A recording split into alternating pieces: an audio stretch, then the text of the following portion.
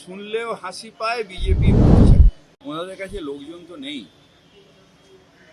তাই এই টিভিতে দেখানোর জন্য একটা দেওয়াল নিশ্চিতভাবে উনি লিখবেন, তারপরের দেওয়ালটা কিন্তু এজেন্সিকে দিতে হবে, কারণ আমাদের মতন এরকম সংগঠন কর্মী তাদের নেই।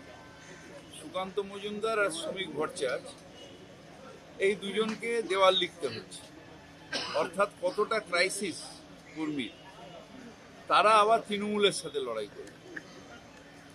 শুনলেও হাসি পায় বিজেপি ভোট চায়।